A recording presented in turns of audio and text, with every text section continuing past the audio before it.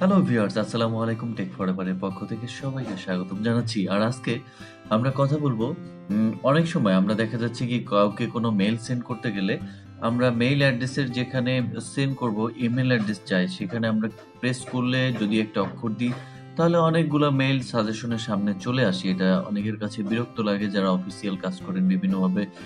তো দেখা যাচ্ছে কি মেইল পাঠাতে এই মেইলগুলো আপনার কনট্যাক্ট লিস্টে অনেকগুলা হয়ে গেছে। কিভাবে দূর করবেন, রিমুভ করবেন অর্থাৎ ওখান থেকে কিভাবে সরাবেন?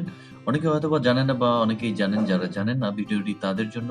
তবে অবশ্যই চ্যানেলটিতে সাবস্ক্রাইব করে সাথেই থাকবেন। তো চলুন কথা না বাড়িয়ে দেখে আসি কিভাবে আপনি এটার সমাধান করবেন।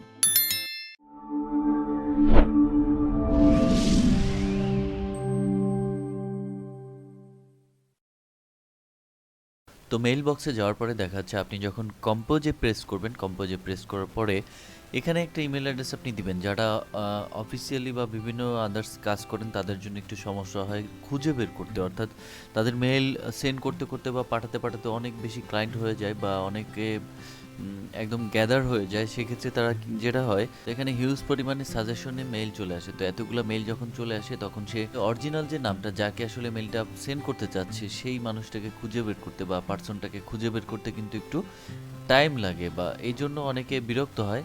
তো এটা আপনি আসলে কিভাবে রিমুভ করবেন চলুন একটু দেখে নেওয়া যাক।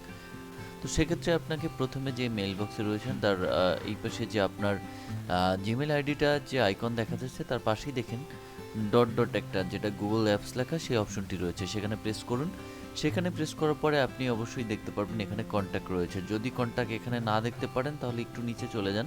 একটু নিচে গিয়ে আপনি মোর ফ্রম গুগলে ক্লিক করলে আপনাকে একটা অপশন দিবে, সেখানে অবশ্যই আপনি ব্রাউজ অল প্রোডাক্টস ক্লিক করলে আপনি এখানেও কন্ট্যাক্ট অপশনটা পেয়ে যাবেন।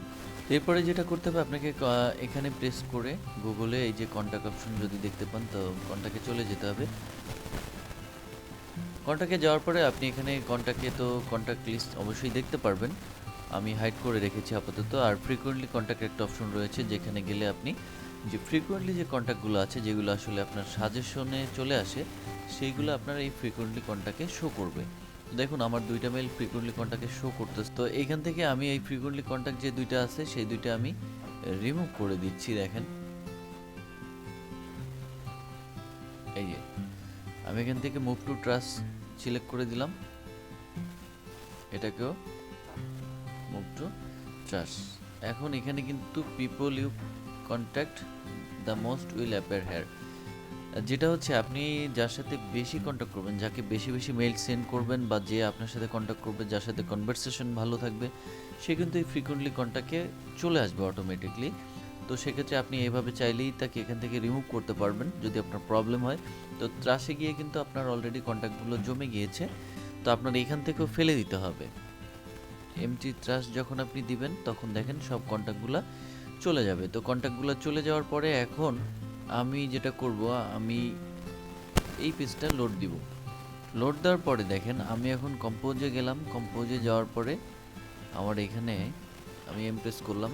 এখন দেখেন আমার কিন্তু কোনো কন্ট্যাক্ট শো করছে না। এম বা টি যেটাই প্রেস করি আমার এখানে আসলে কোনো কন্ট্যাক্টই সাজেশনে আসতেছে না। অর্থাৎ আমার এখন মেইলটা সম্পূর্ণভাবে লিখে তারপরে তাকে মেইল করতে হবে।